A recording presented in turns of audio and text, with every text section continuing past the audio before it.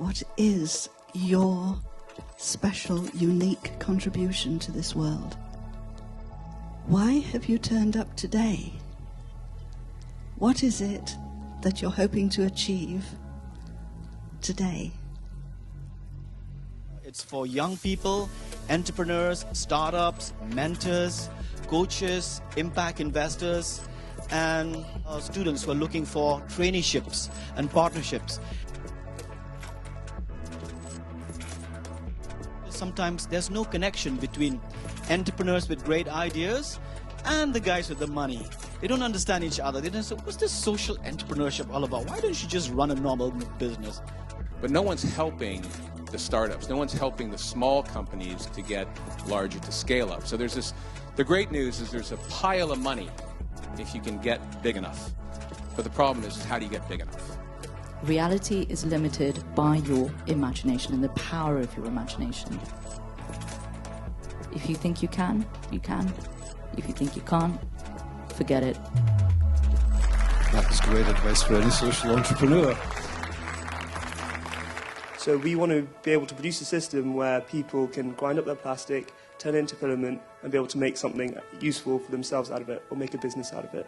And I think through doing that, you can tackle the huge banks of waste that already exist in the world. Think of how many organisations our pensions are invested in that if we really dug under the bonnet, we wouldn't be thrilled about.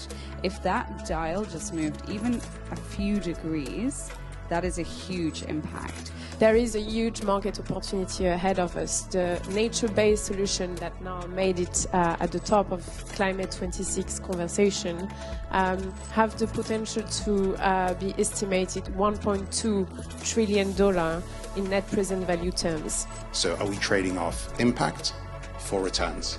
I think that's a really, really important point to drive home.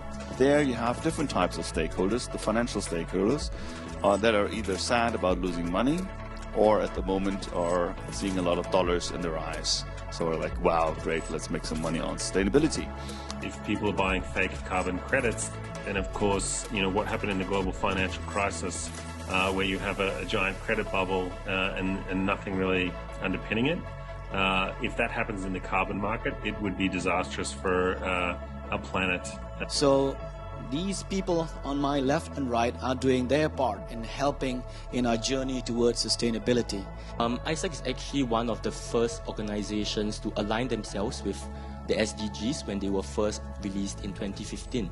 What was particularly exciting earlier on in the year is working with producing an industry-wide sustainability report and I guess playing our part to try and move the entire sort of lettings and residential housing agency world to a net zero position. So that's... Can we monitor with data how good their decisions are, and can we then, after 2 years, after 4 years, recalibrate these decision makers and so they can learn from their own mistakes?